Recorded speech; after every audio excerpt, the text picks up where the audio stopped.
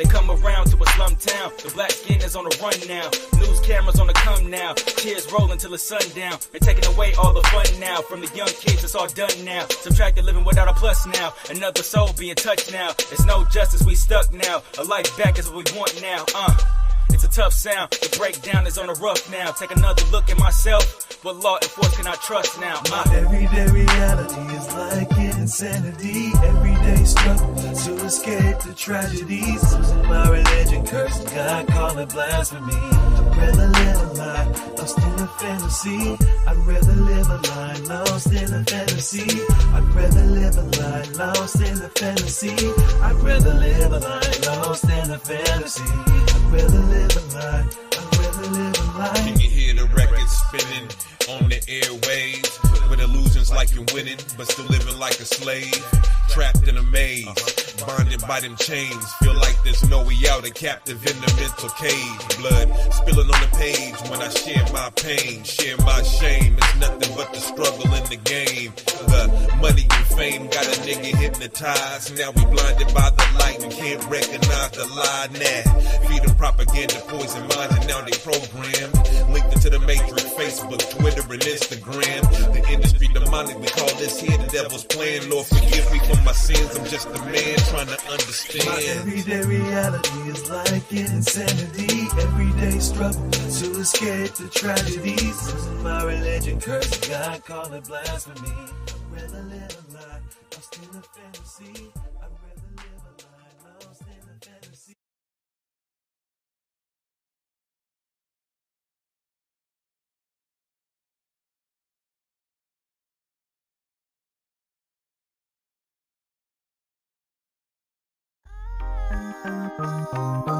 Where are we gonna go? Why is the world so cold? Will the Lord take my soul? Who's really in control? Will the truth ever be told? Nobody really knows. Hey, what up, y'all? And welcome to a special edition of the PDXDOPE Live podcast. I'm your host, Ray Nelson Jr., aka Double R, and decided to get together with a couple of my buddies to just, do something a little bit different. We always get up on Friday, so you can check us out Friday nights at 9 p.m. Every Friday. But today we're doing Tuesday Turn Up. It's just a pop-up show, and we're going to chop it up and discuss some topics and things like that. And so I'm going to go ahead and introduce my guest tonight. That's the man, Mr. Jermaine Mason. What's up with you, brother? Oh, man, it's all love, man. How you doing? Man, I'm pretty good, man. I think I'm coming down with something, man. A little bit of a cold or something, yeah. Man. So, yeah, I'm I had that COVID a few months ago, man, and I don't want to be sick again. So, I know when anything is wrong with me, but I was able to get through my workout today and everything. So I'm good. I'm good taking my medicine and gonna be at work tomorrow. I can dig that. For sure, man. So I heard you got a chance to have a conversation with the city leaders and things like that. Yeah, man, it went really well, man. It was about gun violence and, trying to curb that, in the city of Portland. Mm-hmm. Everybody knows, the homicide rate in Portland is, out of control. And I think we're almost leading the nation in homicides when it comes to population per capita. So, really? Yeah. It's all right. It's right now. All right. Well, I'm gonna go ahead and get Elijah.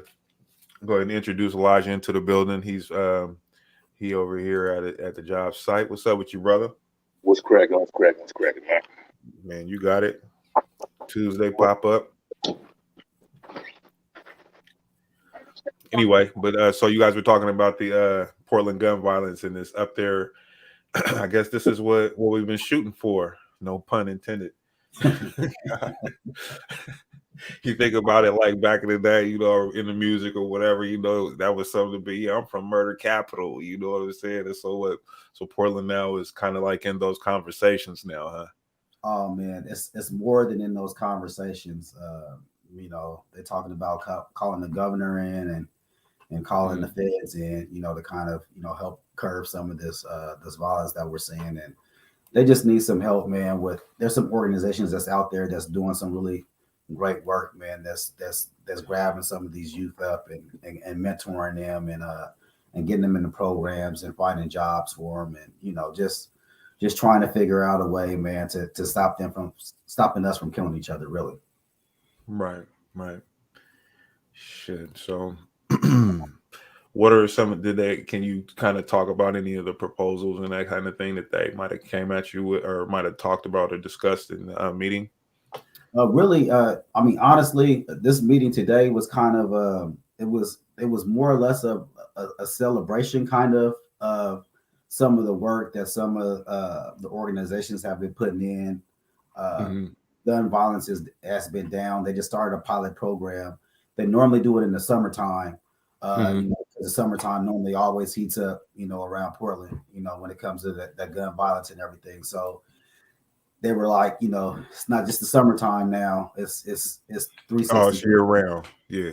So, they're putting the dollars that they were putting into the summertime. Now they're making it to where it's 365. So they have been receiving some great feedback, and some of the numbers have been going down a little bit the last few months since they've implemented, these programs. And, one of the programs.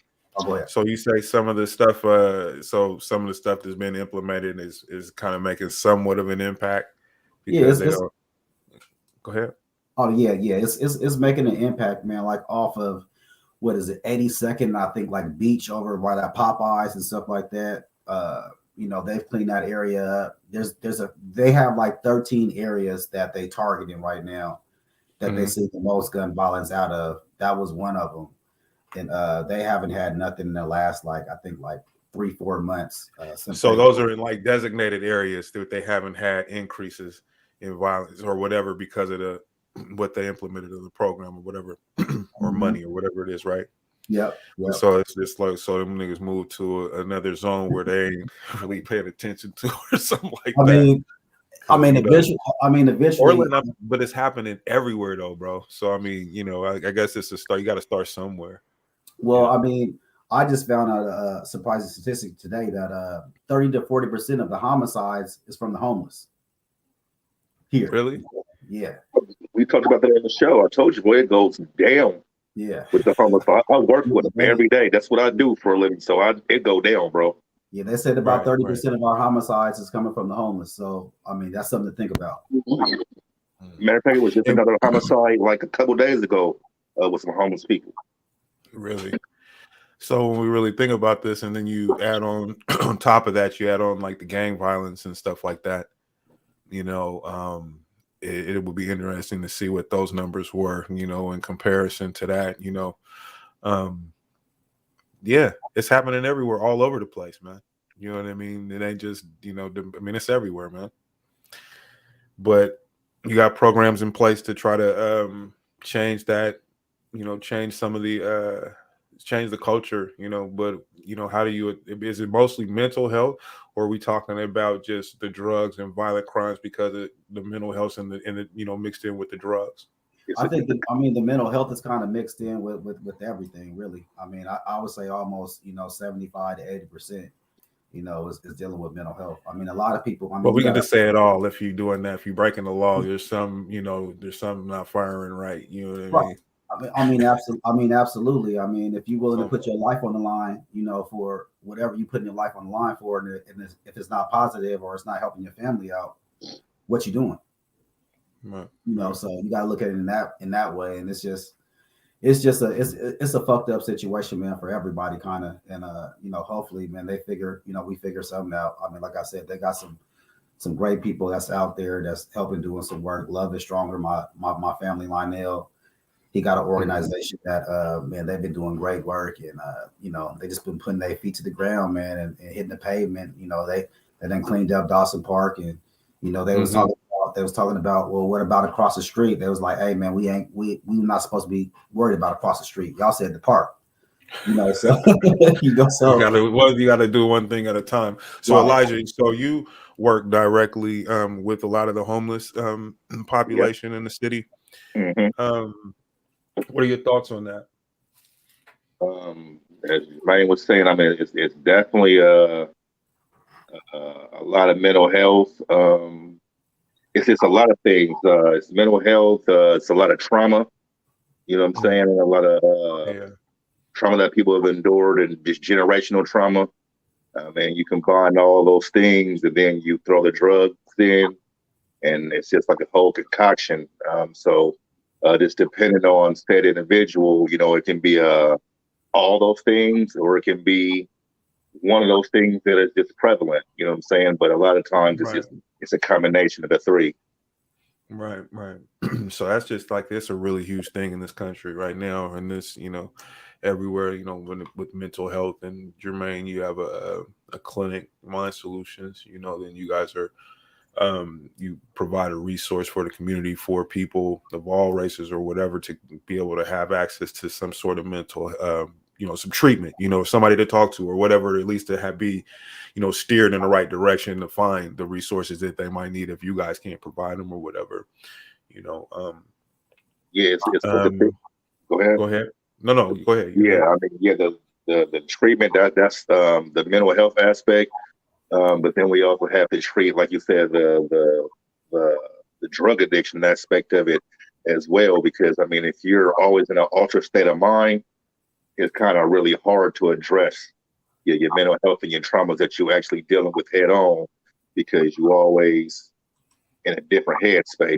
So it's like, you know, it's a balancing act. And we got people like Jermaine, myself, and other people out there on the front line that's trying to attack it from both sides.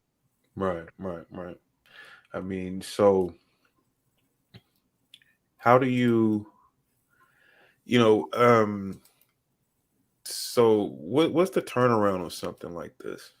Like, is this like in the foreseeable future? I mean, there has to be something to be able to impact this in a way to where, because like right now you have a class of, or a section of people that are like, they don't want to see it. They want it out the way. And whatever it is you got to do, you know what I'm saying? Put them in jail, whatever, you know what I mean? But then you got to keep the human element of it. And for those that really need help. So how do you kind of decipher between the two? You know, from the riffraff versus the people that you can actually get to impact and make and help them get back into society or get the help that they need? Far as on, I mean, that's a great question. As far as you just gotta kind of meet people where they're at, and kind of you know, kind of come one, come all type of mind state. And once you get to dealing with said individuals, just working through those obstacles, and you can kind of decipher what services are going to be useful and what services aren't going to be useful. Maybe it's not that they aren't going to necessarily not have access to these resources, but maybe they're not ready for this particular stage of resources. Maybe there's other things that they need to address first. So it's just, you got to kind of meet people where they at, and it's never going to be totally eradicated. It's going to be a numbers game, to be honest. It's just going to be percentage based.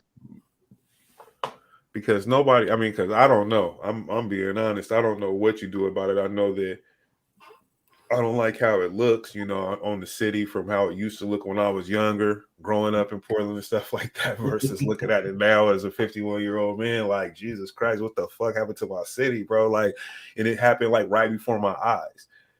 And so, you know, it's like at this point, you know, I don't see no way out, bro. Like, well, I mean, our population's constantly growing here as well. True. A lot of people are continuing to migrate here, especially a lot of the homeless population, or houseless population, I should say, because due to the resources that we do have here, and the lackadaisical laws as far as drugs go, they're a lot more lenient here. And then there's a lot more resources. I mean, there's a methadone clinic. We have more methadone clinics here than a lot of states combined. You know what I'm saying? And there's different shelters, different mental health resources. A lot of these things are either on a sliding scale or free of charge. So, I mean, with that being said, with all these resources here, I mean, they migrate here. Yeah, I mean, we kind of, as a state, we kind of made it easy for homeless people to come here and just kind of just live, you know, anywhere. I mean, the mental institutions is a huge problem. I think we don't have enough mental health institutions out there, and I think it's probably about 5,000 people that would normally, be in a mental institution, not just that need to stay in the mental institution, that are out on the streets, roaming the streets. And then Elijah said, that now you're throwing in alcohol and drugs in that mix with someone that has 4 or 5 different diagnoses, and they're not taking care of themselves. They're not on medication or anything, and they're medicating with drugs. Right. And they're out here walking around. So like he said, man, it's a dangerous cocktail. We need more institutions that can actually house mental patients in residential, and there's not enough of those places out here. So that's why you get all these people everywhere, and you're trying to figure out, well, what do we do? I think we have to identify, where are these people coming from? For me, I'm like, well, where are they coming from? And okay, we do have a lot of resources here, but sooner or later, those resources run out because we keep allowing more and more people in. I think the resources should be exclusive for residents, but I mean, that's a whole different thing. We can figure out, that's political and kind of thing, but that's in my mind. We'll get you a bus ticket up out this motherfucker. But but as far as if you're an Oregon resident, a certified resident, that's been here, family ties, whatever, then I feel like they should have first access with those. You just come over here, you on drugs and shit, and then now you want to soak up the resources that another Oregonian don't get or miss out on. Maybe I'm wrong, I don't know. Absolutely. So, it is crazy to see how much the city's changed. The city is out of control, man. But no, that's interesting, man. That's interesting. But it's good though that you out here doing your thing. It's good that Jax is out here. And you worked at another spot. Was it Urban League or something like that? Yeah, still.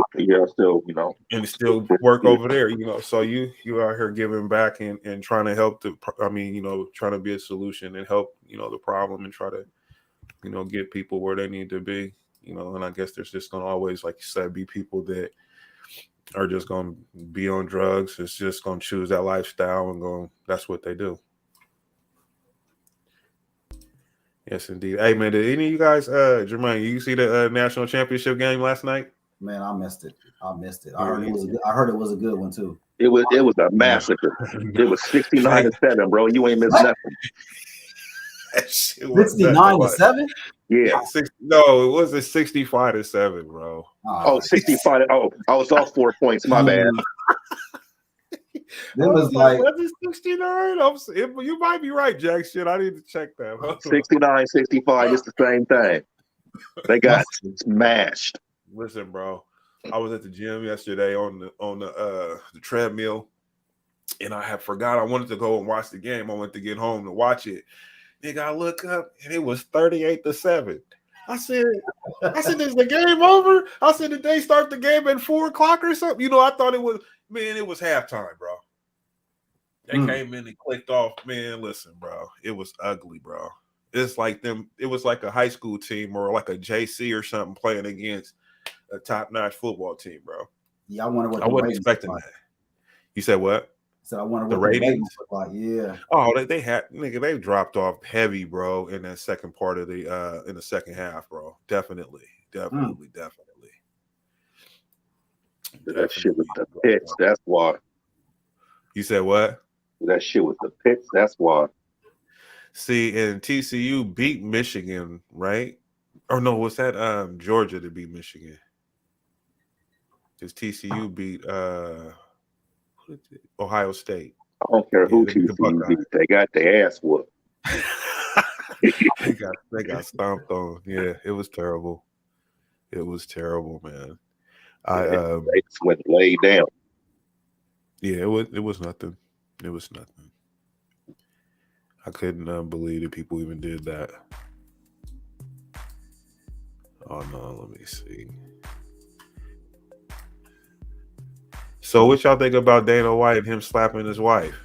And really not even that he not that he just slapped his wife, but they didn't really talk about this story. And I hate going here with shit, but I'm gonna let y'all go ahead and I'm gonna play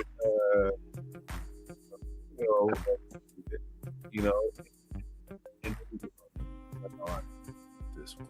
But let me go ahead and share my screen. Turn that down. Oh, that's not it.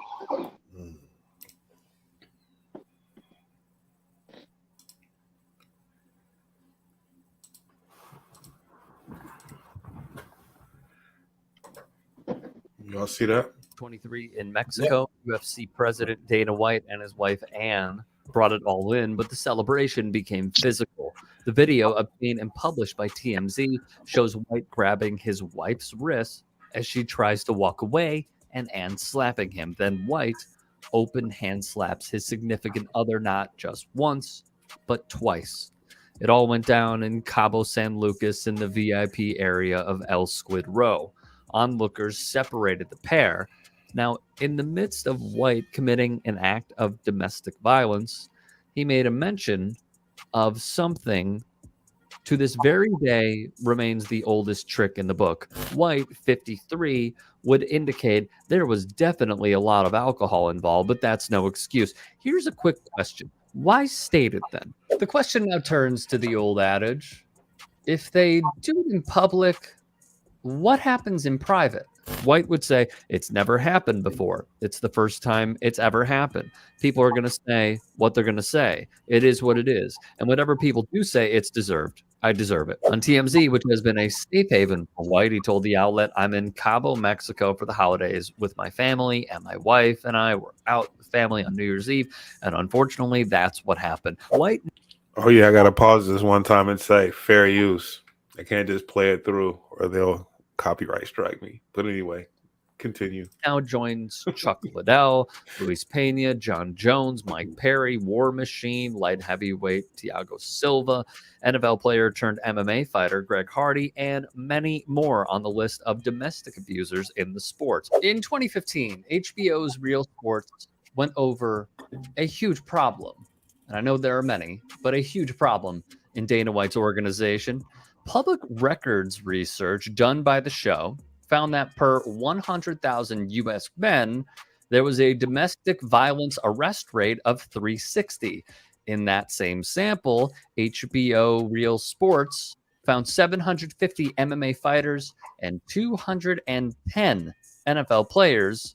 There was no comparison listed between UFC fighters and NFL players, however. That was occurring and published in 2015. They say to always set an example, right? No matter the industry. Anyway, that's enough of that guy. But anyway, God. All right. Dana White slaps his wife. I'm gonna say this first, man. Go ahead. It's all I'm gonna you. say that keep your hands to yourself. Everybody, both parties, keep your hands to yourself. Nobody should be putting their hands on each other, for one. Right. I mean, to me, he looked like a little biased, and he was like, well. Oh, okay. So I mean, I got to keep it a buck. TYT Sports, that's kind of a left. They real right. Left, so they soft as well pussy. I mean, I can kind of tell by the verbiage of what he was saying because to me, when I had seen the video, it looked like she was trying to slap him, and he was trying to hold her hands from slapping him, and then she slapped him, and then he slapped her. Yeah. So what I'm wondering is, well, where's the accountability when she's putting, her hands on him? I think, for most people, they think that that's okay. I just don't feel like nobody should be putting their hands on each other. But I mean, hey, you put your hands on somebody, they most definitely gonna put their hands on you back. All right.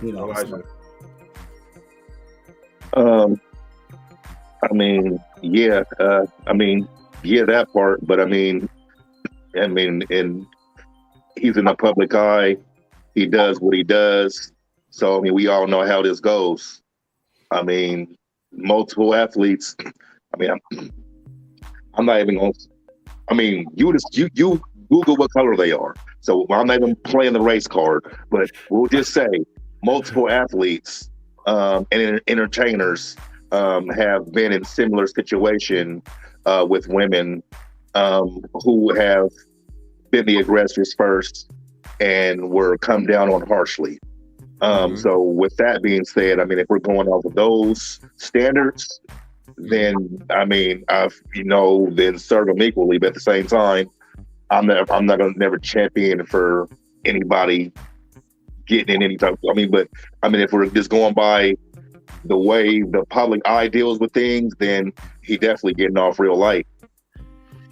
I think he's getting off light, absolutely. But I also think that one thing is like Jermaine said at the onset, keep your hands to yourself. Both parties, Absolutely. You know what I mean? It ain't no this or that, because it's always this thing, this idea that you should never put your hands on a woman.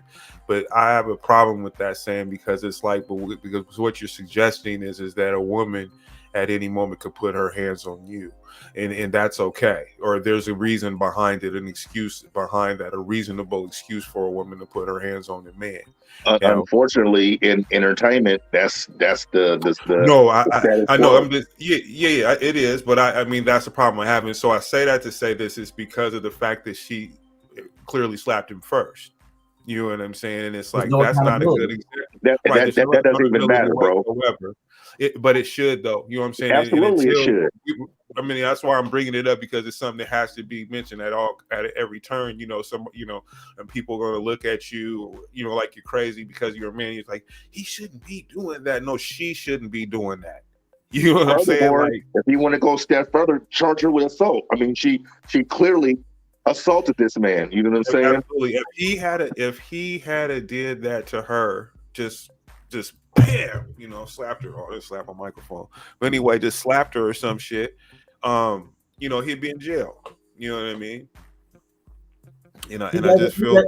He gave her a little love tap, man. That wasn't no real slap, man. Because if he would have real slapped her, man, she would have hit the ground. She only looked like she weighed 100 pounds. But look at Joe Mixon, bro. He got ran up on and slapped by somebody while he was in college. Right. And all he did was push her down. And then he lost a whole football season in the pros. Right. I think the one thing with Dana White is that he owns his situation. So for him, his situation is his. No, I think that most people. I mean, are you talking about he owns the situation? You mean with? So yeah, like who's gonna punish him? When he the owner is what he's saying. Right. He don't have no league to answer. It's not like he's in the NFL. He don't have no league or no commission to answer to. He is the league. So, it could be like, hey, it is what it is. She put her hands on me. I'll put my hands on her. Yeah, but he does have business partners and investors. So I'm sure there's a board at the end of the day to be like, hey, your ass is bad for business, homeboy. We going to need you to step aside. So, there is always that. But like Steve said, equal opportunity, equal left and right. Yeah, his ego is too big for that. He's not going to allow no board or nothing to control him when it comes to that. And I think that they making too much money, and I think some of their sponsors are just gonna, like you said, they're gonna sweep it under the rug and just keep on moving.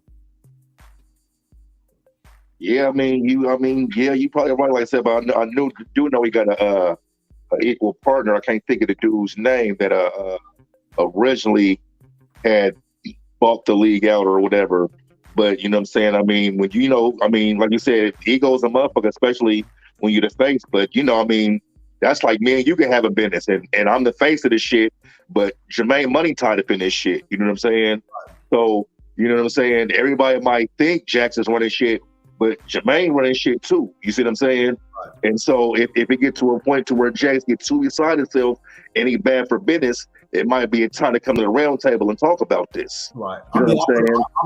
I'm pretty sure they had some discussions 24 hours later about what he done did. Absolutely. For $1 billion.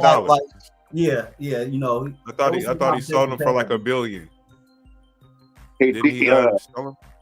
No, he still got interest. I mean, he the face of the company, so he still got. That's what I'm saying. That's what I'm saying. As far as the board and his business partners, you know what I'm saying. There's motherfuckers that got vested interest in the UFC for sure. I mean, I don't know what people expect, from a man when someone else is putting their hands on them.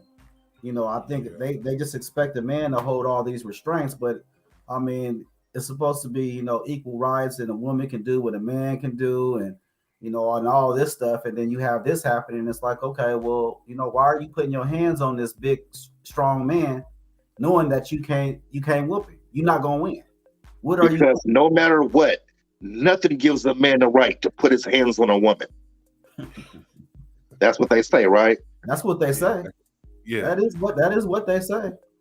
But I mean, I think sometimes, hey, sometimes things happen. Sometimes I feel like a nut. Sometimes don't. Shit. Like, man, like it ain't. It's never all right to put your hands on anyone. I agree. Keep your hands. Period. To yourself. Keep your hands to yourself. And like you said, alcohol was involved, and it looked like she was pissed off at something. And like I said, it looked like she was trying to hit him, and he was trying to like hold her hands from. And then he got free. And you motherfucker.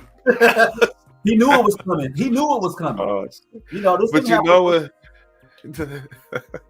So did you watch the Christmas show, right?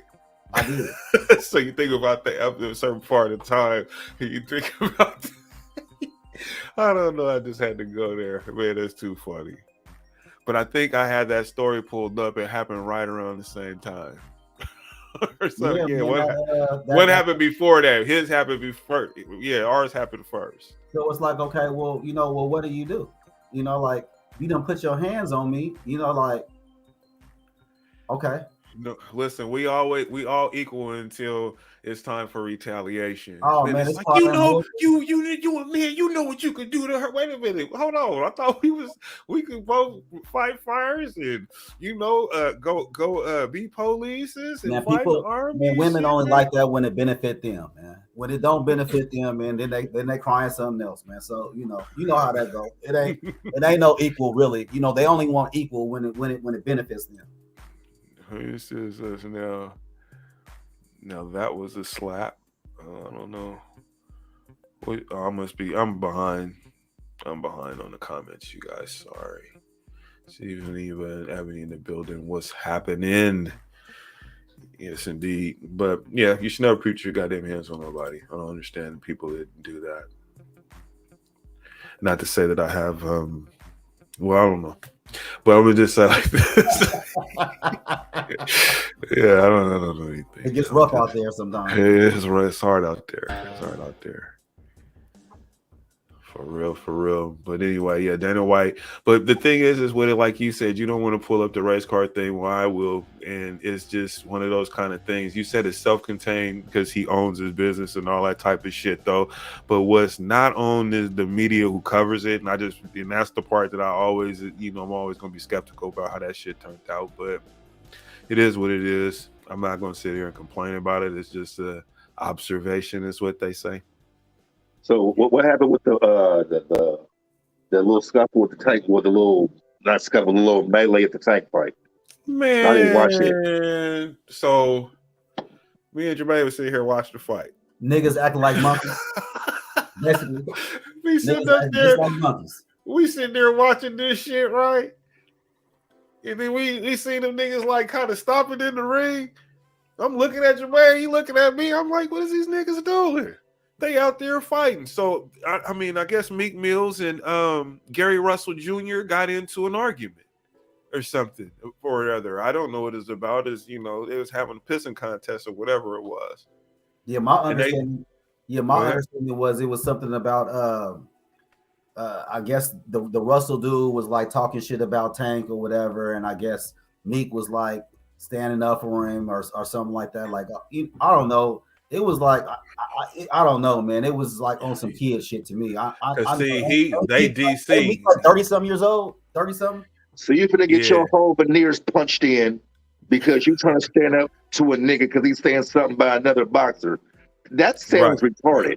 Man, it sounds like I don't know, like, I love y'all to death, man, but I'm not finna be doing none of that. And, I mean, unless the person is putting their hands on me, but you know, that's almost like a lover's quarrel or something. You know what I mean? Like, you know, like this man was talking shit about your woman, and now you want to defend her honor or something. Like, I don't get it. And you're gonna get beat up.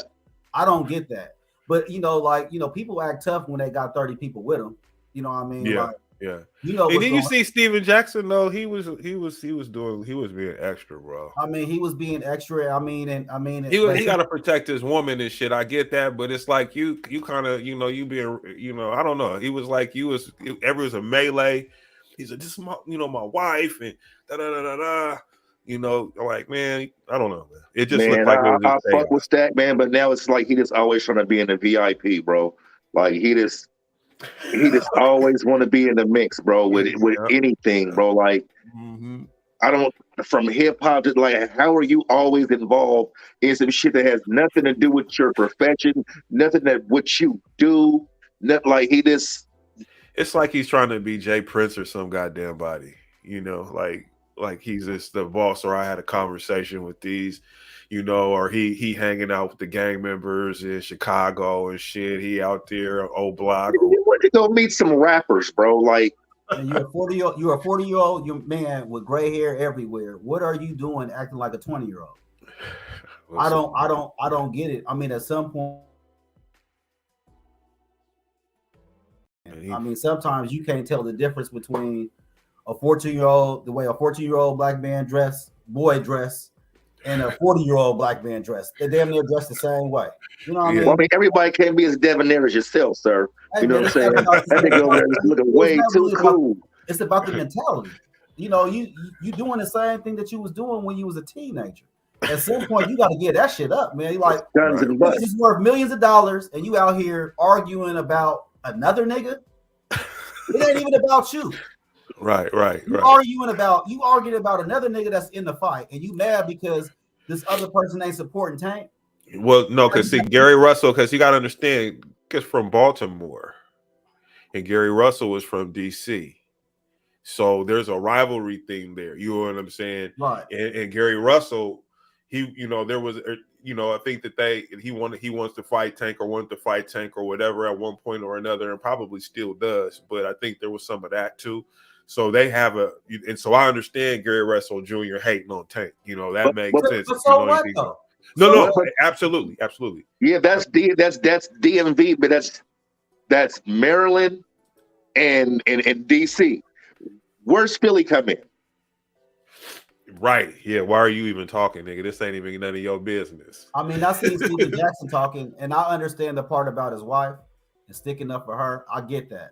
I understand that. But when I heard him say that, you know, Meek was a stand-up dude, and you know, he was standing up for Tank, and that you know, no one, you know, in the black community should be hating on Tank because he's doing this, that, and the other. And to me, it just sounds like some. What are you saying? Like he was saying this. He said that's where I got the information from his mouth. Because I've seen the video of him, you know, doing the shit, but I'm like, you know, I just didn't understand why he was acting like that. You know, he got too much, you know, going for him right now to be doing that stupid shit. Yeah, you fucking with Robert Kraft and some more shit. Like he in power circles now, like real life power circles, and they actually fucking with him. You know what I'm saying? Like yeah, I mean they are, but I'm wondering to the extent of what that's looking like, because to me it just looks like some monkey stuff to me, man. It just it's totally when you're out here doing monkey shit, then that's when you start getting the ignored calls and the not responding to emails, and you know what I'm saying. So it's just like the light skinned boy, Matt Barnes. Talking about motherfuckers jumping on Skip. Skip 70s. Ain't no, I mean, why even? I had to keep the goons off you, like. You know. Man, what makes you think this? He ain't got family. You know what I'm saying? And well, not just that. Then he brought Nicholson on his show on All the Smoke.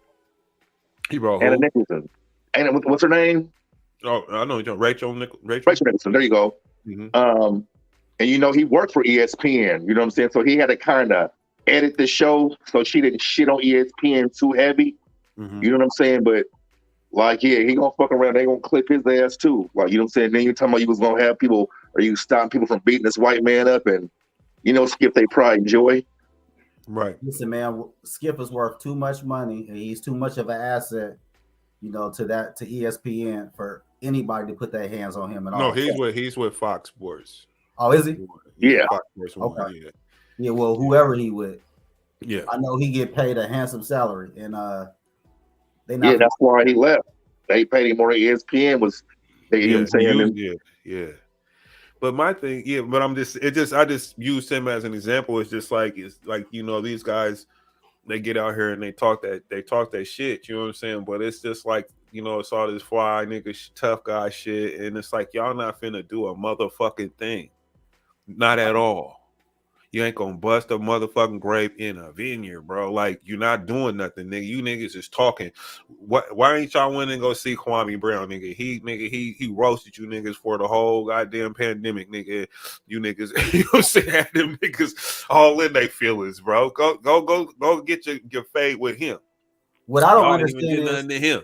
What I don't you gonna understand jump is on Skip? Go ahead. You wait a lifetime, man, to make the amount of money that them cats is making right now.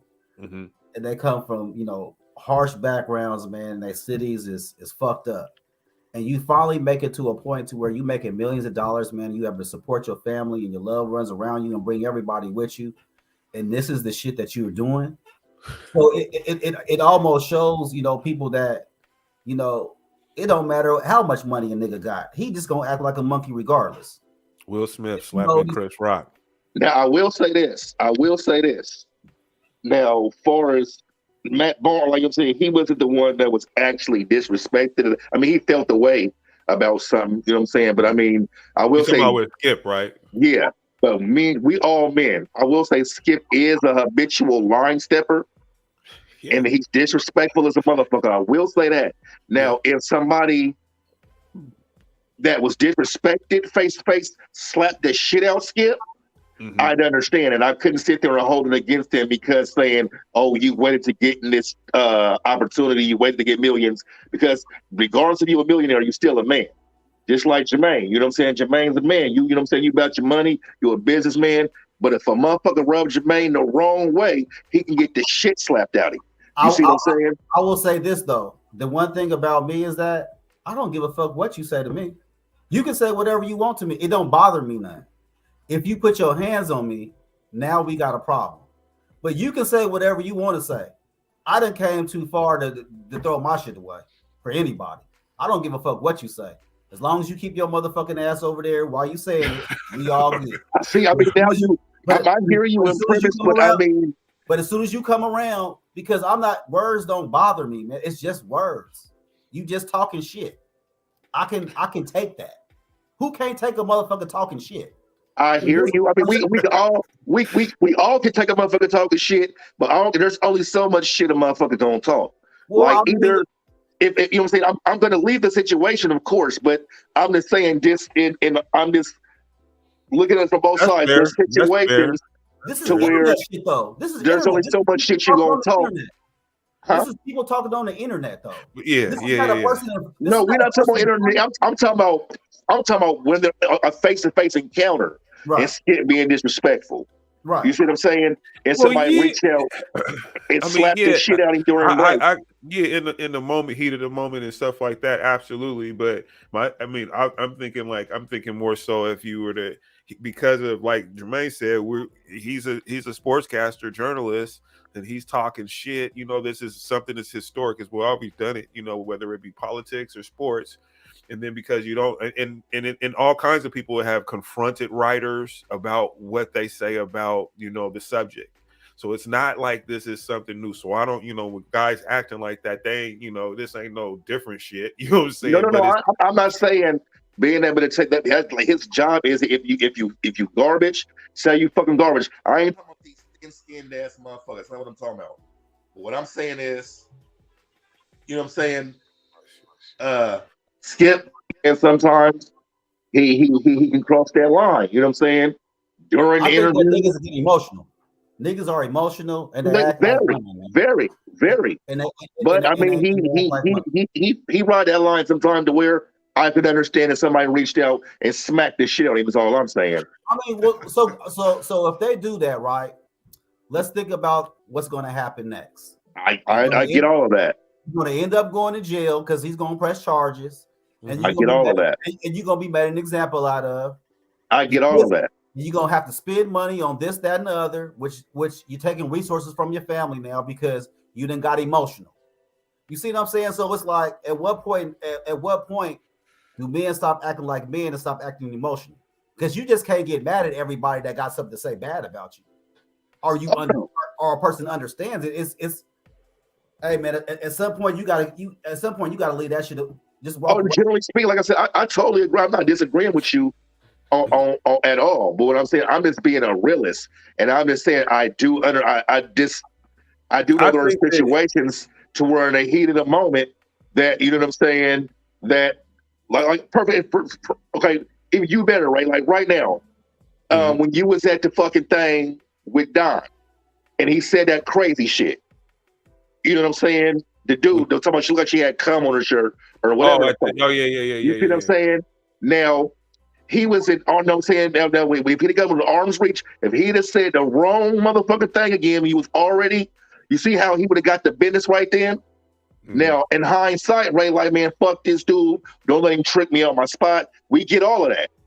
But at the end, like, you know what I'm saying? Like, motherfuckers take advantage of that, and then they think that they can't be touched because I got all this to lose, or because you're this person. You're a fucking adult. You got to act like an adult. At the end of the day, Ray put his hands on somebody, do that. Guess what's going to happen? He going to miss work. He got a whole lot of shit, other shit to lose. You know what I mean? Like, absolutely. Like, you know what, Ray? We got to fire you, man. We ain't seen you in 2 weeks. This nigga locked up somewhere. I get it. Now what happened? Now what happened? Because he done made a rash decision about slapping a nigga or go upside a nigga's head. A nigga got to be smarter than that, bro. Period. Now, a motherfucker can understand that, but a motherfucker really gonna understand when he lose everything. You know what I'm saying? Like, you gonna wish you didn't. You know what I mean? So you gotta use your motherfucking head. Right. You gotta use your head, man. You can't just be going off the rim because how you feel. Right. Your feelings? Come on, man. We better than that. You know, and if you with your partner, hopefully your partner tell you like, hey man, come on, let's go, man. This shit ain't worth it. Yeah. It ain't worth it. That's when you start grabbing a nigga, then they go really get riled up. Right. Unless somebody put your hands on you or they coming to you as a threat, hey man, walk away from that shit, bro. It's not worth it because you're gonna lose more than you gain. I hear you, bro. But man, listen, there's situations to where, you know what I'm saying? Okay, so here's the thing though. Yeah, and you're right though, Jack. I mean, I hear what you're saying. If it happens, I get it. It's not and two things can be right at the same time. You know, it's like it ain't the right thing to do, but I understand. I get that part. That's all I'm saying. I mean, but I most certainly get what Bill is saying too, though, because absolutely, you brought up that example. You know, that could have went real. That could have went all the way. Yeah, you get tricked out your spot. He's absolutely right. Like I said, quit. But I understand. Like, explaining yourself to your boss. Oh man, I got you don't want to be doing that. You do not want to be doing that. No, not at all. Like, let me paint a picture for you. You know what I'm saying? You somewhere you out with your wife. You know what I'm saying? And a nigga walk up to your wife, what up, bitch? Let me get some head. Like, you see how he might get fired on right now? Listen. No, those are words. So my thing is this: if you're in my space, right, and if you're in my space, he ain't touched you. You ain't gotta touch me to be in my space. That's the part he's talking about. You don't have to touch me to be in my space. Now, if you're in my space, right, and you're yelling at me and you're coming at me, that's a threat. Yeah, that's a threat. He said so. Yeah, that has to be done accordingly. You know what I mean? I just said that. That's all I'm saying. So we on the same wavelength. Like, what I'm saying is, if you're in my face and you're coming at me, threatening me, then I gotta lay you down. Yeah, I gotta lay you down, man. I gotta lay you down. You know what I mean? I'm just talking loudly. I'm just yelling expletives at you. Listen, man. I mean, I'm not the biggest man in the world. You get what I'm saying? So a big ass nigga coming at me, you know what I'm saying? I Now know we the good get laws. somewhere. Now You let's know, talk I to know the good Jermaine. laws, man. There we go. Let's talk to Jermaine. There we go. You can't just pull up on me like that. You ain't That's gonna, what I want to talk to. yeah, you can't pull up on me like that. You know what I mean? Like, not like that. You know what I'm saying? Like, Right. there has to be some kind of distance between. But if you in my cover space, then it can't. That's all I'm saying. Like, yeah, we in the same corridors. Like, and Now you I'm with that scared. bullshit. Now I'm scared. I gotta react. Yeah. That's all I'm saying. Like, you would get. That's all I'm saying. But what you said is about Skip, and Skip just saying some shit on online, and motherfuckers. No, I ain't saying online. I'm talking about during. But listen, you would think that these motherfuckers would be like, you would think Skip said that about a motherfucker. You know the way people are reacting though. With Jack Okay, like perfect example. Like, Perfect example with Chris Butch. There was a face-to-face interview. He told this man several times, "Stop playing with my last name. It means something to me for whatever reason. This means something to me. You keep calling me Bosch Spice. Okay, I get it. You're trying to get your ratings. Whatever, you got that off. Find something else to play with me about. Say I'm trash. Say I suck. Say whatever. Leave that part alone. My family name, yeah. Oh, whatever, Bosch Spice. Now, see, if you'd have slapped the fuck out of him, I understand. I mean, you could. That's a good example. Here's another example that's similar to that. It happened before that. You know, we all know who Jim Rome is. Yeah, absolutely. Jim Rome. So Jim Rome had a show way back in the day. You remember Jim Everett? You talking about Jim Everett, right? And he kept calling him Chris Everett, the tennis player. The female tennis player, and he would do that on this radio show, talk shit about him and call him Chris Everett because he wasn't playing well. He played for the Rams, and so he had him on the show. And he was like, "Man, he was like, don't call me that." And then Jim Rome looked at him. He sat across from him on the couch, and he said, "Chris." And boy, Long got up and he wrapped him up, bro. He handled him on the set, bro. It's a great footage, man. Jim Rome, that's his claim to fame, bro. He's big time. Because you keep playing, like you won't get fucked up. And my thing is the repercussions of you just fucking somebody up because of words. I mean, it could easily be like, you know what, you a piece of shit, and just walk out. He could have just did that and been cool. You know what I mean? Like, to me, I don't know. I look at I can't play them games because if that's the case, then everybody gonna play with you. You know, that's why you see people playing with Mike Tyson, or you see people playing with entertainers, you know what I'm saying, just getting in their face, waiting for something to happen or whatever. They want something to happen because they want to sue you. You know what I mean? So you can't just be quick to just jump up and hop on every motherfucker that got something to say about you, or you gonna be fighting every motherfucking body. No, you're absolutely right. All I'm saying is I understand.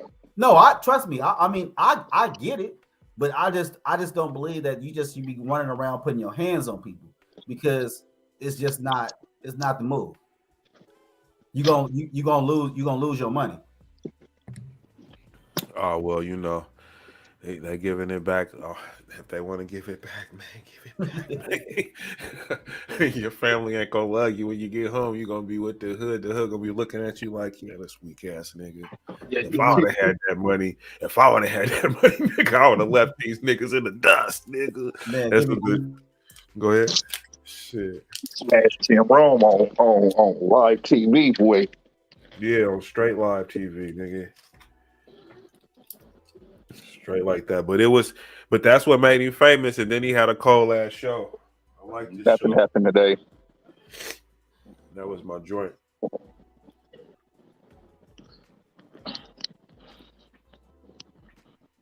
All right, have a good night. I'm out.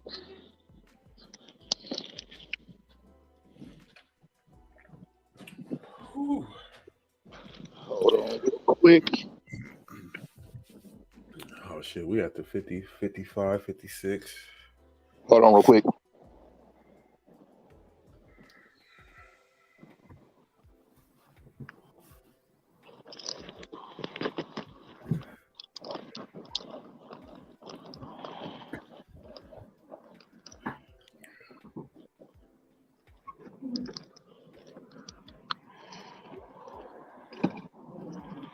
Where's Ivory at?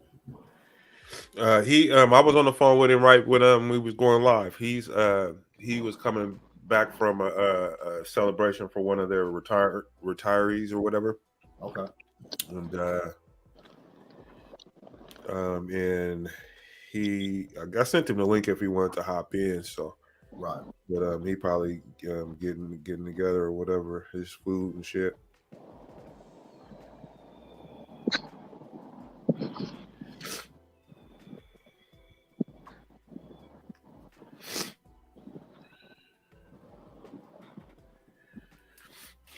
I got two fucking. What happened? Oh, he popped out and popped in. Yeah, man. You see this bullshit, bro? What's that? Two fucking parking tickets. They got you. Look, they got you. I know what that looked like. Two of them. I got right, and they do that too, man. I got two of them like last week. They do it back to back. They got me fucked up, bro. See, that's the shit about Portland that I don't understand is because of that. You got these homeless people that can have all these cars and shit parked all up and down the road with, they not legal. They ain't got no insurance. They ain't got no tags or nothing, but it's okay for them to do it. But, they sticking you, nigga. Like they go 30, 40 minutes over to, you end up paying $150 ticket. You know what I mean? So I'm not feeling that. I just feel like if you going to do it one way, for one, people just do it all the way across the board until you figure this shit out. It's the stupidest shit ever, bro. But, I think that the city is penalizing people that are doing things the right way, and the people that are doing things the wrong way, they just letting it, turn a blind eye to it. And it's always been that way. That's the one thing that's always been true about how the government. I mean, some places they're in the city, the big cities, inner cities, and all that type of shit. They're trying to make up for all these all these funds for shit. You know what I'm saying?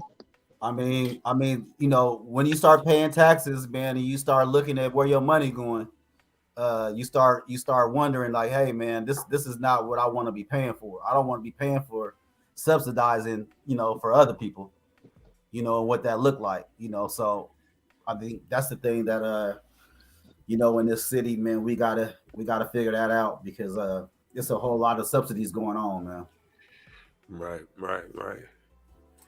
It's a whole lot of misappropriation of funds going on. It's what's popping. Absolutely. You know what I'm saying? A whole bunch of company trips and some more shit. So we talked about the the PPP loans and that one dude, that rap dude, but and I wanted to say, do we even talk about the fake teen doctor? He 25. He sentenced to prison for a scam. This is dude. He was sharp. I seen that too. He was sharp. I mean, to pull that off. Well, he pulled that off. He pulled that off. Got in trouble for that. Then got caught scamming, doing some more shit, and then got caught scamming, doing some more shit. So he just a professional scammer. That's what he do. I mean, he was receiving with a scam motherfucker. They call him Dr. Love. They call him Dr. Love, bro. That's his. He was getting a check. He was getting a check for being a doctor. How do you do that? How do you do that?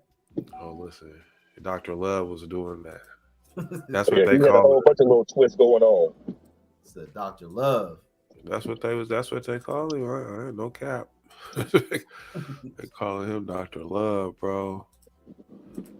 Where is that Dr. Love? Oh, there it is, Dr. Love. Yeah, he was. One thing about him, he was gonna find his way to a bag, one way or another. The now 25-year-old Malachi Love Robinson is heading back to prison. He will serve 28 months in prison for separate fraud charges. Robinson pleaded guilty to grand theft and organized scheme to defraud. The charges stem from an investigation in March of 2020 when the owner of United States of Freight, a shipping broker in Delray Beach, accused Love Robinson of rerouting payments from the business to his personal accounts. He only got 28 months? That's it, sir. Yeah. and mind you, that's his third offense, bro. Oh, wow. You know he got third offense, bro. This is after the doctor shit. Hey, I mean, hey, he's solid. He's solid with his shit though. I mean, I think people are. Hey, man, a lot of people, man, putting down them drugs, man, and picking up the scam game, man. It's apparently it ain't no time in it because if you can take funds from a business and put it in your bank account and pretend to be a doctor and you get 28 months, and he ain't gonna even serve 28 months. He's not gonna serve 28 months. He gonna serve probably like half of that. He gonna get some parole or probation. You know what I mean? Like, and he gonna be out. He gonna be out probably about a year. Dude, that's hard right there. That's hard. Hey, yeah. I know he told their ass up. Oh, he did. That's what I'm saying. That's hard, bro. That's hey man, he damn near robbed the bank doing that. For real though. He probably got some money left over, I'm sure, somewhere. A little bit. It probably ain't no money, but it's a little money. You know what I mean? But if he's smart enough to get over. Side of that, though, and the dangerous side of that is he one of them motherfuckers that can be too smart for their young. Well, he is too smart for his own good. You know what I'm saying? But that can sometimes be dangerous because you so smart for you. Know what I'm saying? You play with the wrong motherfucker. I mean, even though he's playing for higher stakes, but at the same time, there's, you know what I'm saying, there's certain instances where you play with the wrong motherfucker, do the wrong shit, and it can be real dangerous for you. Right. He got 28 months, man. He didn't get nothing. For real. Well, I mean, anyway, he going there trying to, you know what I'm saying? Well, I know he know better going there trying to hustle them prison niggas. And they a little couple dollars. He know too much. He's gonna be all right. He too smart, bro. He know too much, man. He gonna be all right, man. He got that skill. He can make a living in there, nigga, giving them game and cap on shit. Bro, he's an asset, bro. They gonna leave him alone, bro. They gonna make sure he's all right, bro. That's what I'm saying. He gonna be able to make a living in there and shit. Man, yeah, he gonna be all right. All right, check this story out. I mean, shit, he'd already been in prison before. Everybody, and welcome to NBC4 at 7. I'm Kerry Charles. Family and friends of 21-year-old Andrew Combs are gathering tonight for a vigil in his honor. Columbus police say he was killed trying to break up a robbery at a West Broad Street gas station Tuesday evening. And today, we learned one man wanted in his death was released from jail on error. An arrest warrant filed earlier today states that David Johnson III fired the shots that killed Combs Tuesday. The Franklin County Sheriff's Office confirmed today that Johnson was let out of jail due to, quote, human error. Someone failed to notify the jail that his bond had been revoked. Before his release, Johnson was in jail facing felony child endangerment and drug abuse charges for an alleged incident that investigators say happened November 18th. He also faced murder charges for an April 2021 incident. Now, we just checked. Johnson is still at large for Tuesday's shooting, along with two other suspects. And that candlelight vigil in honor of Combs got started just at the top of the hour at the Sunoco gas station where he lost his life. NBC4's Anna Hoffman has more. This vigil was organized by Combs' girlfriend, Victoria Perez. She says that he is the father of her child and that this has been the hardest week of her life. Look at all the people who are here to honor Combs' life. Perez tells me that she was with Combs the night that he died. She says he held him on the steps of the convenience store after he was shot. Columbus police say the 21-year-old tried to break up a robbery when he was shot and killed, and an arrest warrant says that Johnson fired those shots. Perez says he was the kind of guy who would just stand up for anyone, help anyone, and be there during hard times. She says her heart is broken and she will never get to see him again, and neither will her son. She says he hopes her son displays all of the amazing qualities Combs did during their time together. It's playing in my head of him screaming. I know he would want me to do this, but it hurts. Eventually I'm going to have to drive by here and I'm going to have to see it, you know. It's not something that I can just forget about. Columbus police are still searching for Johnson. We'll have more from Perez about this vigil tonight at 11. Local for you in the Hilltop, I'm Anna Hoffman, NBC4.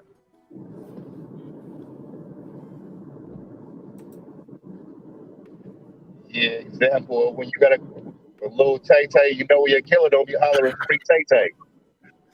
And that's sad, man. That young man that lost his life, man, trying to protect somebody. But I will say this, man, to all you people out there that don't try to be too much of a hero. You know, that's what 911 is for. That's what the police is for. Man, you see somebody robbing somebody, man, you might just want to just call the police, man, and let them handle that, man, because that young man lost his life by trying to, you know, help him protect somebody, and you know, he wasn't ready, and he didn't know that they were ready, you know. So listen, bro, man, yes, that is sad that the kid got, or that he got killed, but sometimes, you never know. He might have, they say he was trying to help, but they might have just came on, just seen him and popped him. I don't know.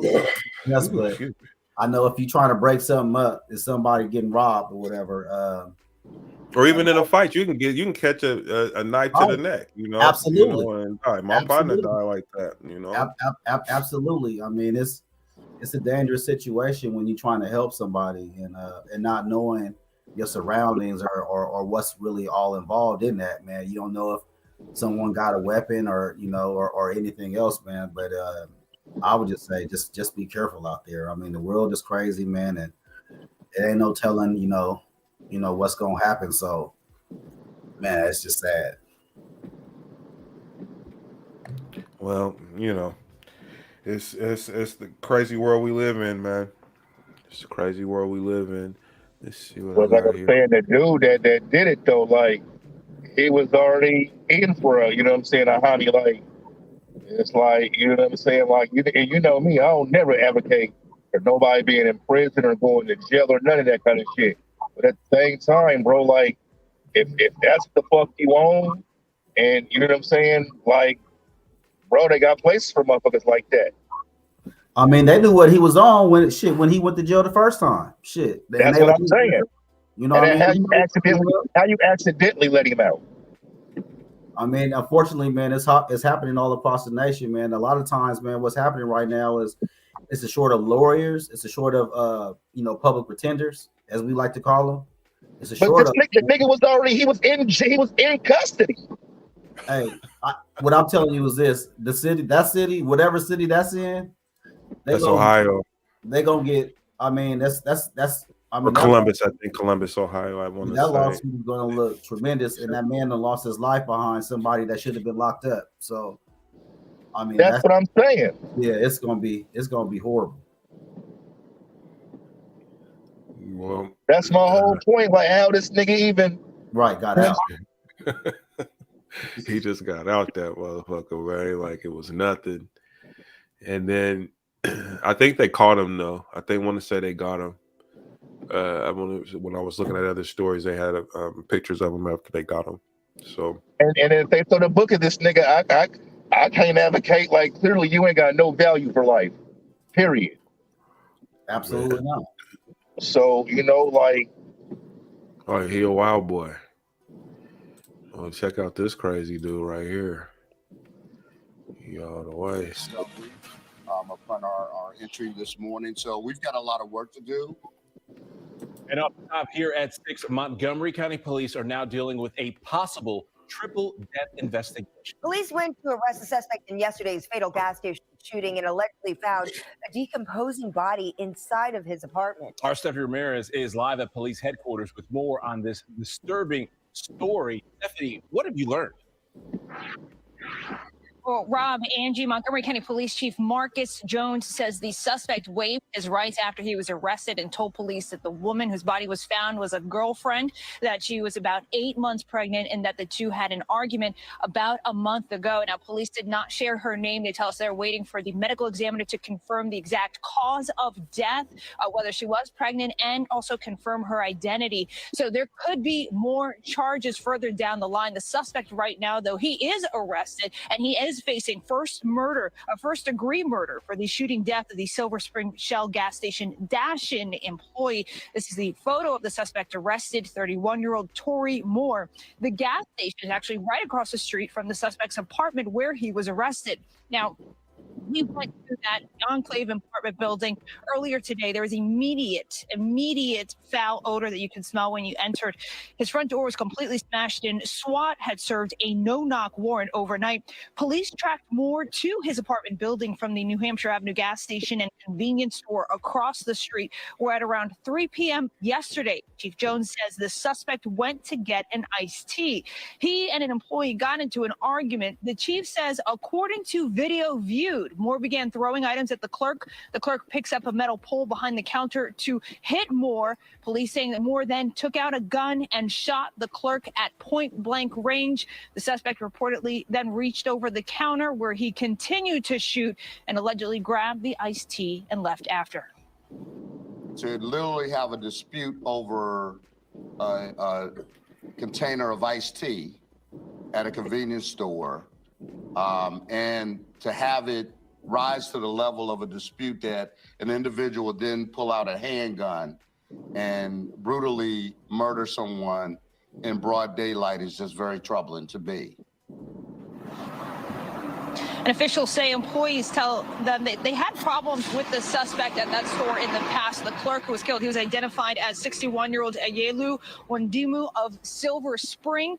On the woman whose body was found, we're told no one had reported her missing. The suspect is due in court on Monday. Guys, back to you. Wait a minute. Wait a minute. I have some questions. Hold up. Hold up. Excuse me.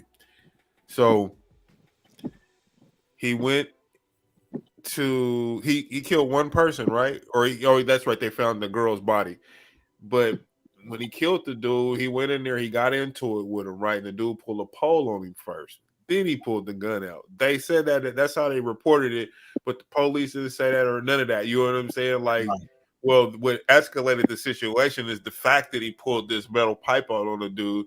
Whether he had a gun or not is not the point. You know what I'm saying? Like, what was you gonna do with that pole when you pulled it out? Anyway, that's the story, though. More craziness. I'm not even sure, man. I'm gonna go ahead and I'm with you on all that, but how all objectivity goes out the window is the fact that you got your baby mama over here dead with your unborn baby that's been over here. I know. I was just talking about. I know. You can't go without looking at that. So they can't rationalize nothing for him. Like, you know what I'm saying? This one of the things I just noticed in that story, though. It's like, no, now, if it was just that crime, then I'm with you. But when they like, so now you're guilty of both of them, motherfucker. You just crazy. Yeah, he needs to be locked up, man. No, I'm not saying it. I mean, listen, I wasn't arguing any defense. I'm talking about he just saying how they painted the picture. Right. And if I was his lawyer, that's how I'm going to handle it. We're going to try to most definitely. We're gonna try to get in jail for the baby mama, and then we gonna the thing with him. Y'all gonna throw that out. But the fact that he killed his baby mama that's gonna get him convicted in the first one too. That's what I'm saying. They ain't gonna be able to look at anything objectively no more because you just fucking crazy. So we can't even take an objective fucking account for the first murder, motherfucking. Nope, you just killed him in cold blood too. No, because he had already killed his baby mom, I think, right? She was already dead. So you're just a killer, man, and it take a couple days, man, for that smell to kick in. They niggas think that she been over about a month. Yeah. Ooh. And they said the smell, it gets into the clothes, into the fur. You know what I'm saying? They have to hire people to come clean that up. You know, right? I'm surprised that apartment building didn't smell that smell, man, because that smell is so distinct. Like they had to have, nigga. They had to have. You gotta get rid of carpet. You gotta. I mean, it's in the walls. That's the. Yeah. I mean, that smell because it's toxic. They got to get a biohazard team to go in. And how I know from personal account because that's how they found my daddy. Right. You know what I'm saying? Because of the smell. You know what I'm saying? So and he was only in there for a couple days. Yeah, that's like I said, that 48 hours, that smell kicking in, and once you smell that smell, you'll never forget it. You always know what that smell is. Nigga, who you telling? Nigga, I had to go in there And at it don't go Manta. away. And it don't go away. No. It don't go away. Yeah. That's why they have to have them people go in there, man. And they do that. A friend of mine's she just got back from a trip because her dad passed, and they found him like that, and she had to hire a bio team. This is just recently. He had to hire a bio team to to clean her and her sisters or whatever because of the smell. They were giving away stuff, or whatever, and like clothes, suits, things like that. They were going to donate. Couldn't do nothing with it. I went there a week and a half after, bro, to go clean up the apartment, nigga, and like get some memorabilia. It smelled like he was just in there an hour ago. Right, yeah. No, that shit don't go away. No, man.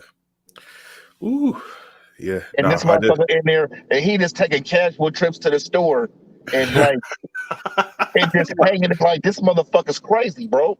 Yeah, he's crazy as a motherfucker for real though. He doing that. I don't know what we doing. So far as the jury concerned, with or without that poll, you're just a killer anyway. You was gonna kill that man. You were just a killer. What did he kill the girl about though? Is what I want to know. Like, whatever it is, it was his fault. For him to be able to hang with her body in there, nigga, and just hang out shows me his mind state. That motherfucker's nuts, bro. He don't give a fuck. She might have not, nigga. She might have burnt his hot dog. You know what I'm saying? She might have cooked the macaroni too long. Who knows? Like this nigga's loco, bro. Hey, they was saying that Tank, he makes more money than Terrence Crawford in his fights. I believe it. He selling out. He done sold out 7 straight fights. He got a bigger following. Crawford don't have no following. I know. His following is in his hometown. But see, that's the problem, and that's why this nigga is acting like he's owed more than what he's talking about his accolades, nigga, and not what he's putting in the seats, bro. And he fucking man, he's all cap, bro. I don't respect him at all. Fuck that nigga, man. That nigga straight hold up, bro. That just goes to mean, nigga, was mama's his manager, you need to hire new management. Nigga, I understand you want to do everything in-house, but in-house ain't working. She can't swim with the sharks. Nigga, she's you know what I'm saying? She's sharp. I mean, I didn't even know that his mom had anything to do with that. But the problem is this, though, is that the fact of the matter is Steven Espinosa for Showtime, they said it no matter what he says or what anybody in this whole boxing media shit talk about, nigga, the fact of the matter is that they offered him 2 dates, nigga, a date in fucking in 2020 and a date in 2023. He didn't have to have that fight with David Avenesia. They gave him all his guarantees. They gave him transparency, and he don't even make no money, or he ain't even you know what I'm saying? They didn't have to do it, but they gave him everything that he asked for, and he still took this fight. Come on, man. You mean to tell me that he was gonna make more money from a BLK, an upstart fucking app, who got 5,000 subscribers, to pay him $10 million guaranteed money is going to, I mean, you know what I'm saying? You're going to take that fight over fighting Errol Spence. Yeah, I think he, he's scared right now. He a little scared. If he a little scared, nigga, he always been scared, nigga, and he gonna be scared. He not gonna fight the nigga. He's a whole nigga. He's scared. Bro. He's scared, and I think that and now once I started seeing especially with Tank, and how me and you used to talk about this all the time, right? As far as how Mayweather was managing him and stuff like that. As I'm seeing his fights, and I'm seeing how Mayweather's picking his fights, I think Mayweather knows that Tank has a lot of growing to do as well when it comes he's not with him no more, right? Right. And what I'm saying is that I think what Mayweather is good at, he's good at marketing, and he's good at forecasting and seeing. He's like, okay, well, listen, we can get this money, and as you're getting this money, your skills are developing more and more and more to be able to take these fights on, to be able to actually, to win, and I think the last couple of fights that Tank has fought, I think we've seen a lot of flaws, you know, in his fights or whatever. And I think that a lot of people now are kind of like questioning and like, oh, okay, there's a lot of things that you need to work on. And I think that Mayweather was shielding that from people. I mean, you could say that, but I don't. I mean, my thing, I feel like Mayweather is the problem. Was always a problem with him, outside of what the couple of things you mentioned as far as his star power and that kind of thing. But the thing is you have Shakur Stevenson, Devin Haney, Teofimo Lopez. You got these guys that's in his, Gary Russell Jr. even, Lomachenko. You had all these fighters, and he ain't fought not one of them.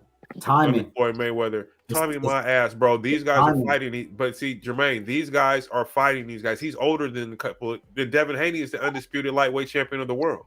Right. He's 23 years old. Right. Tank is 28. Right. And he's sitting there picking and choosing and shit. But here's the model. The business model for him is that they keep their costs low. You know what I'm saying? And they know that he has a strong urban following. You keep the costs low. You fill the seats. You make sure you can pay everything and you can make money. That's his model. You know what I'm saying? That's been the success for him. But as far as him building, he can't build just fighting Rolly and fighting what's his name? Fighting those guys that ain't gonna flaws. I mean, you gonna get eventually somebody's going to hit you. I mean, that kid can box. He just got power. He's a boxer. He's got good IQ. You got to put him in there. What I mean, you mean to tell me Tank is that weak? I mean, where he can't go and compete with any of those guys I mentioned? I'm not saying that. All I'm saying is that they're better than him.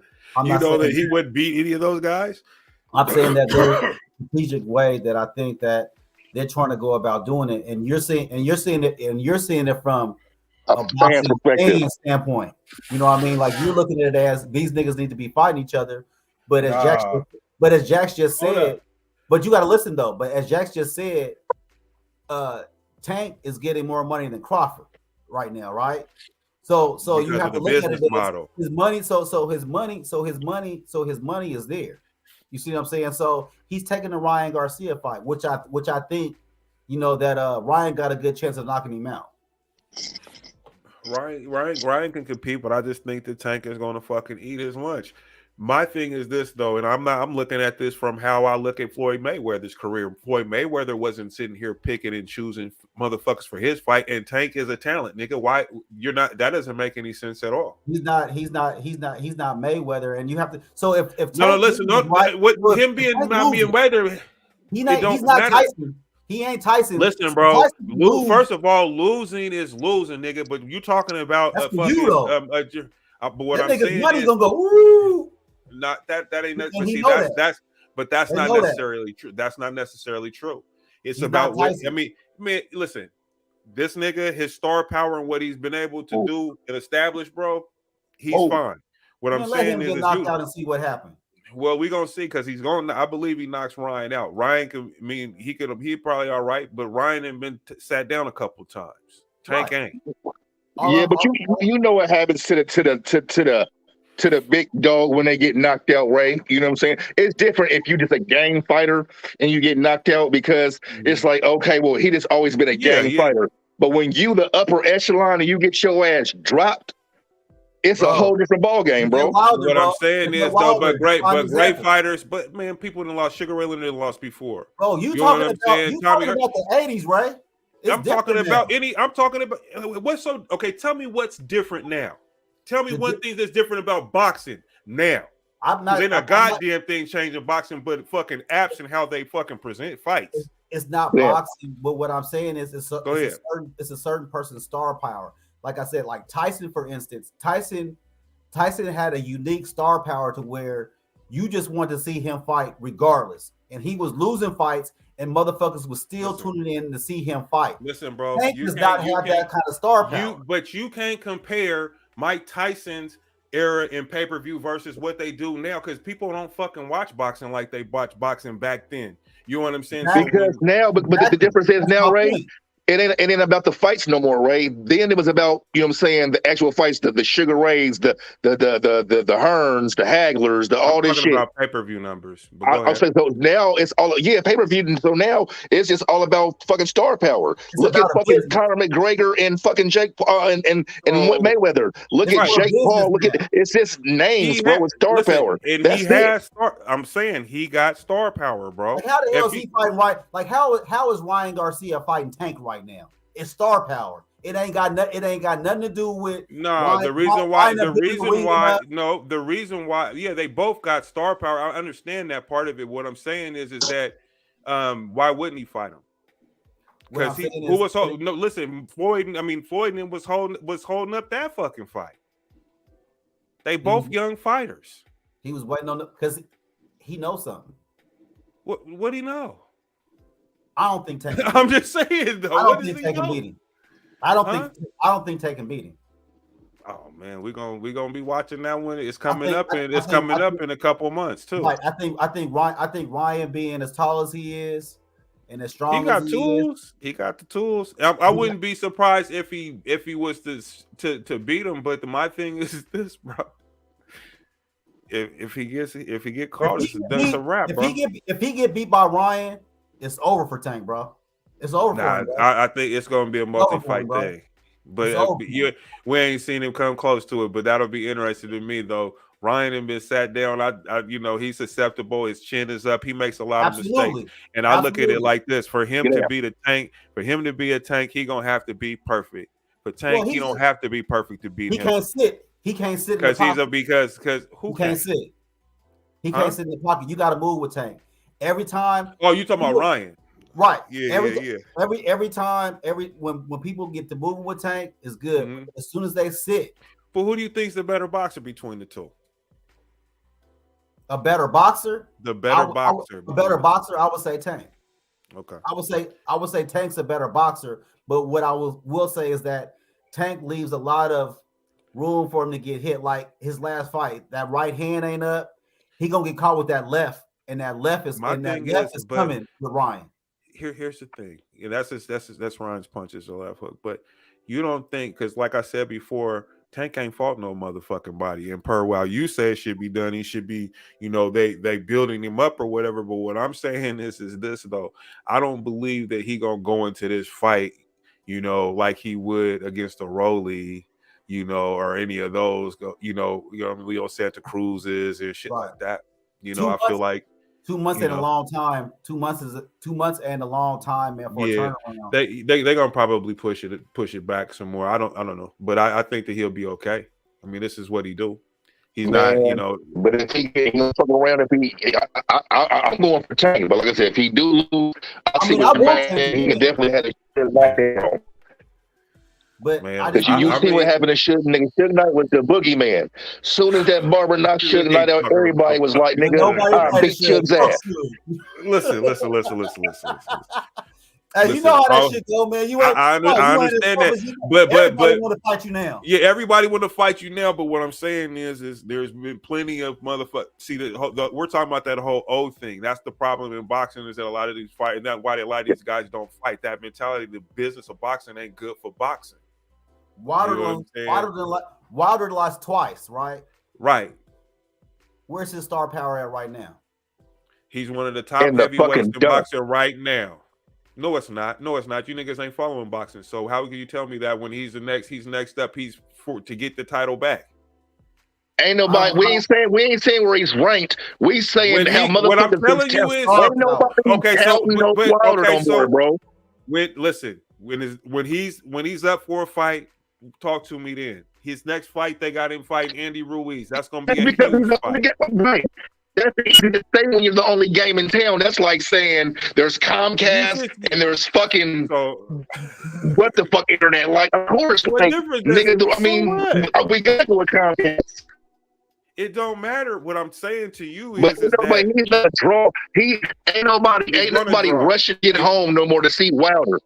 I'm just saying though, as far as what he need to do, he gonna pull boxing fans and the boxing casuals to fuck with him. He still has perfect example. Nigga, you watched the Jake Paul Mayweather fight, not because you were interested. You were just like, fuck it, I ain't got nothing better to do, so I'll watch it. Nigga, you tuned in, but you were not this pound no fucking Jake Paul. But did you watch it? Yeah, so that doesn't matter. I'm telling you, bro. Bro, them niggas is seeing too much money, bro. And Mayweather, man, them niggas understand, bro. What, like, bro, you blow your wad, man, on somebody, man. Listen, man. You in there getting exposed, right? And it's over with. So he gets exposed fight. So basically, Tank ain't shit because he been getting exposed by Rolly because Rolly hit him a couple of times. You know what I'm saying? It's fucking boxing, bro. I mean, Jesus Christ. I mean, you act like these niggas that they fighting ain't gonna never touch these niggas, or that these niggas ain't gonna be susceptible to getting hit, or that they don't learn from these motherfucking mistakes. What mistakes was he making in the last fight, huh? So I was big on Boots before, right? Okay. So he's a prime example. I was big on Boots, right? And then I was just like, oh, I think he might be able to fuck with, Crawford or Spence or something like that. Now I done seen him right again against somebody, and I'm like, oh, you ain't ready for it's a whole nother different level, bro. He done got exposed, bro. And you couldn't even cut off the ring. You couldn't even cut off the ring on this dude. And you want to fight these niggas? Like, come on, bro. Like, bro, Ray full of shit, bro. Like somebody full of shit. Bro, me and you done watch fights where it'll be a highly touted fighter, and we be like, and at the beginning of the fight, like, yeah, this motherfucker nice. He go in there and get touched for 4 rounds. You're like, oh, it's over for this whole nigga. He's washed. Like, you've done it. Like, yeah, nigga, he's done. So I mean, just like other motherfuckers, you like, yeah, nigga, before the fight, you was on the hype. He went there and got his ass whooped for 4 rounds, and you like, nigga, stick a fork in this nigga. And that's all we saying. I mean, yeah, that when I watch it happen as it's happening. Protect the money, man. Protect the money. Now, if it's a competitive fight and you get knocked out, of course, the second fight might sell even more than the first fight because everybody want to see the rematch because it was a good fight. But if you go and just get ran through, bro, and you was that nigga, bro, it's bad for you. Just imagine a bully at school that was talking all that shit and he got beat up. Like, you know what I'm saying? Like, it was bad for that nigga after that, bro. I get all that. All I'm saying is this though. Ali lost, came back. Fucking Bull lost and came back. Holyfield lost and came back. Paid, right? Them niggas wasn't getting paid. And he didn't get ran through. No, you want to know what's different? Them guys were fighting. Well, like that's what I'm saying. These guys, okay, but Jermaine, all that you're talking about, he's not fighting nobody. How? I mean, he's building his name off of the money. Okay, getting paid. Okay, but eventually you go. I mean, so okay, then fuck Tank. Then he's not. He's just an entertainer as far as that goes, and we don't care who he fights. We're just watching the bum fights. That's what we doing. I mean, that's what we doing. Say it like, look. I don't. But me, I don't. I know. I mean, well, I don't want to see that. You know what I'm saying? I don't want to. But they don't care what race subscribe to, nigga. They care about the bag, huh? Right? You're a fan of boxing, so that's why. That's why you mad about it. You like. It's all these people that he could be fighting and he ain't fighting them, but you're a fan and he's like, and everybody is telling him, bro, protect this bag because as soon as you lose, your bag gonna drop to half of whatever you getting right now. Automatic. I mean, automatic. I tell you like this, man. So I just don't. When it comes to Tank, I think it's bullshit. I call bullshit. Bullshit. Like I said, it's a reason why he ain't fighting him. What you think it is? The reason why is probably because Floyd Mayweather and them didn't let him fight him. Nigga, listen, it's all because so you mean to tell me that this nigga don't want to fight them niggas? No, he don't. Tank don't want to fight them? No, he don't. Have you heard him say he want to fight? I have heard him say that. I haven't heard him say he want to fight Shakur. Yeah, I know you haven't, but he said he fight any of them. He didn't spar them, and he said he didn't spark niggas. I'm just saying. Yeah, They didn't been in the ring together, bro. They didn't spar this nigga. Right, they all have, but do he want to get on the national stage and put his money on the line? Man, I think my question, Ray, is what is he supposed to say if he's asking these questions? No, I don't want to fight these niggas. Right, but you're talking under the assumption that he don't want to fight him. I'm not saying he don't, but what I'm saying is, He's a regardless, fighter. So I'm him just saying saying what so I doesn't mean. mean anything. What'd you say? I'm just saying him saying so doesn't mean anything. I know. What is he supposed to say if he's asked? That's like me. That's like right now asking nigga a rapper, are you better than Jay-Z? This nigga fucking sucks. We supposed to say yeah. But I don't think he doesn't want to fight them at all.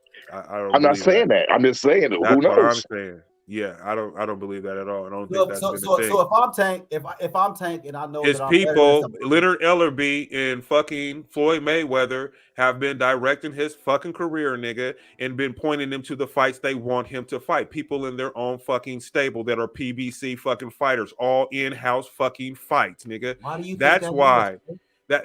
That's what they've been doing, because they can do their business model the way they need to. They have their own fighters. They keep them. They money. keep, like I said, they keep it low. I'm not saying anything about the money part of it. But what I'm saying is that's only going to work for you for so long. And he left Floyd Mayweather for a reason. What was the reason? Because he wasn't getting the fights that he wanted. Ryan Garcia, right? Ryan Garcia is going to be his biggest. Payday. Absolutely. Right. Absolutely. It's gonna be his biggest payday. No matter who else he fight after that. This is his biggest fight for him. But go ahead. It's bigger fight for him. And he's gonna make more money than that fight too that's out there for him if he wins that fight. Absolutely. If he do. Yeah. I believe that he will. That's a foregone conclusion. But if he don't win, bro, it's open season. How come he so if I'm Tank, right, and I'm like, and I want to fight, I'll be like, I want Haney next. I'm gonna call him out. I don't care about what Mayweather said. He did call him out, but okay. When? After the fight, after he beat him for the second time. Do you watch this stuff, bro? I'm telling you, this is stuff. These do after he beat fucking Cambosis in Australia for the second time in the rematch fight, and he mentioned him. He was talking to him about fighting him, nigga. I'll be like, I want to fight Haney next. That's the fight that I want next. Yeah, he said that. He definitely said that. Yeah, I didn't hear him I say know that. he said that. What I'm saying is he's a fucking fighter. He says I'm the best in the division because he's now the undisputed, and he beat the nigga to beat him to become undisputed, and he beat him again, and he's still undisputed. He's 23 years old, nigga. That's when they started talking shit about what happened in sparring. Is when Tank started popping it off. Tank left fucking Mayweather on the strength that he wasn't getting the fights with these niggas. These niggas is out here getting money. You don't think Haney's and his daddy is getting money, bro? Oh, Haney, you talking about Tank money? Haney get money. You know what I'm saying? I'm saying. You know what I'm saying? Shakur Steven, he on his way. Yeah. There's cats out there getting money. So these niggas fighting is more money to fight each other than to be doing this business model thing. Yeah, you're going to sustain a sustainable business model. That's awesome. We're going to fight these fights and fight these clown show fights. These niggas is fighting tough fights and still getting their money too, though, and fighting each other and taking L's here and there and coming back and fighting in rematches, doing 2-fight deals and shit and getting money. This nigga's getting his money, but he's getting his money under the pretense of fighting fucking bums. I'm saying he can do that. Right. I'm not saying that, but so are they. And that's why you have undisputed versus, because like I said, it's only gonna go so high before undisputed. Them niggas is fighting each other more often, and he's fighting those guys over there, but he ain't fighting, and they all in the same weight class, bro. It would make sense to me if he was floating around, at a lower weight class or something, and it was a struggle for him to go up and all this type of shit. That's not the case. They all are in the same division, bro. All I can say is some niggas want the bag and some niggas want to be the greatest MC. Like everybody don't want to be the greatest MC. Man. Ooh, hey, that's a good one. Yeah, I guess. Well, then that ain't for me. I guess it ain't what I'm trying to see in most people. But and like I said before, Tank want those fights, and that's why he left. That's why he's on the move by himself now. Hopefully, we're gonna see him fight like a Haney. He will. He's going to. That's gonna, nigga. That's happening this year after Ryan. And I'm just saying, in the event that he wins, that's next up, bro. It ain't. It's these guys. It's not none of those other motherfuckers. This is the prep work, nigga. Now it's time to fight these niggas. He knows that. He knows that's where he's gonna get his money. He know it. Right. And also too, I feel like, if he's moving, when he left Mayweather right now, like these next, I don't know how many years he gonna be boxing or whatever else, but these next, 3-4 fights is pretty much gonna set him up for, for life. If Tank get his shit together, man, if he get his shit together and quit fucking around with these baby mamas and all that bullshit, Tank is gonna be cool. You know, and I say like this, I don't necessarily believe that he'll be, when it's all said and done, he won't be undefeated, but he's gonna be one of the greats. Now, see, I'm not saying he doesn't have to be undefeated, but he can't get his ass whooped. Is what I'm saying. Oh no! If you're saying it like that, then fuck. yeah, it's going to be terrible for him. Bro, but if it's like if he loses in dramatic fashion, or say in a competitive fight, he's fine. Yeah, the second fight might feel more. If it's a okay, but what fight. about? So like with Rashidi Ellis, for instance, he lost. That was on the fight we watched, Jermaine. And he was supposed to be the hot shit. He's supposed to be with Boots and Ortiz. Y'all should be saying my name too. He out there flashing and doing the little. And I said, nigga, he finna get knocked out. I shimmied and he kept on there and got knocked down twice in the fucking last round, nigga. Now they gonna run it back, but I don't think that he really want to run it back. He probably do, but now here's a decision. If I was his manager, I was like, man, you need to fight somebody else right now. I don't want you going back into that, bro, because right now he looked like he owned, like you look like his bitch, bro. The way he was walking you down, bro. And guess what? He done blew his wad. You see what I'm saying? Like he done, you know what I mean? So in this next fight, it's either gonna make or break his career. That's why I would kind of stall the rematch on that one. And that's why I think, man, people be stalling. But he blew his wad in the first part of the fight because he kept on. He was going in, bro. He was man. I was like, damn.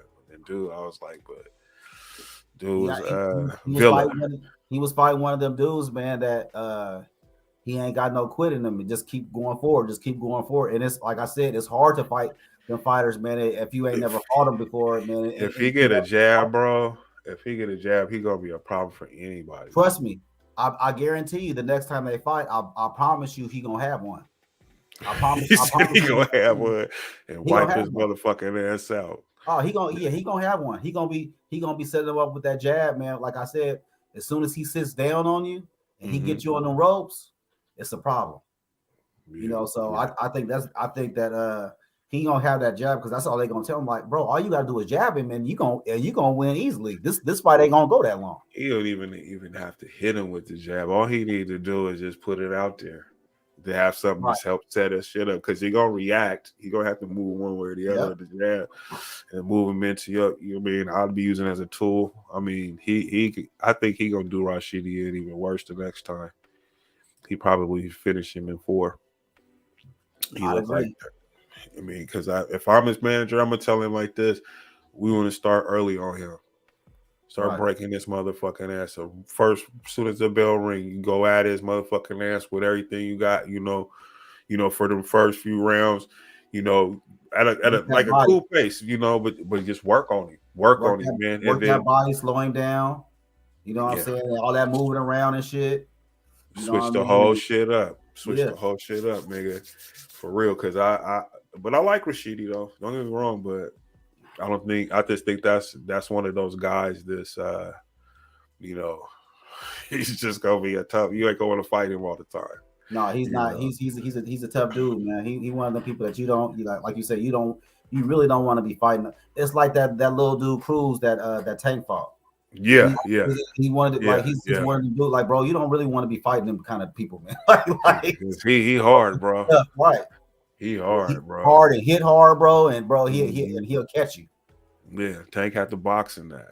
He had to box on him. Yeah, man. That motherfucker hit hard as hell, bro. You know what I mean? Like you moving around, you like, God damn, and he giving him all he can get. All he can take, and he can do nothing with it. Man, look. But those fights was cool, but definitely disappointing in Boots. And like I said before, Tank, I can't wait till he fight Ryan, because he didn't even want to do the Ryan. I mean, not the Ryan fight, but he didn't even want to do this fight. The Ryan fight should have been that fight. Right. But but Floyd and them, they was already. I think they already had this in place or whatever. But Tank was calling the nigga Floyd bitch ass niggas, and he causing a problem. He don't want to fuck with Floyd, bro. And he said, I'm having this fight, man. I don't give a fuck. That's what happened, bro. He fucking flashed on the nigga. Was like, man, no, bro. No. I want this fight. You know what I'm saying? He was like, I'm tired of it. And like I said, he's a fighter, man. So he ain't, win, lose, or draw. He gonna get out there. It ain't like he's not gonna make no money unless somebody comes out there and just completely washes him and knocks him the fuck out the ring, or you know what I'm saying, beat the shit out of him. You know what I'm saying? He's gonna be one of them. He gonna make you some money until he just becomes a journeyman. You know what I'm saying? Yeah. He's gonna make you some money until he becomes a journeyman. But man, I'm gonna go ahead and wrap this thing up, man. Fellas, thanks for doing the pop-up show. Absolutely. I'll catch y'all backstage. I'm right here. I ain't going nowhere. Got something to dance to for players and squares. Drugs and booze we share. The smell of weed, smoke, and sex in the air. Come and play with me if you dare. It's hotter than Hell's Kitchen, women everywhere. We living it up until the clock stop. Rockin' hip hop, we go hard to the last shot. Or my body drop, playing it in the box. I like it so clear on top. Get busy, we're not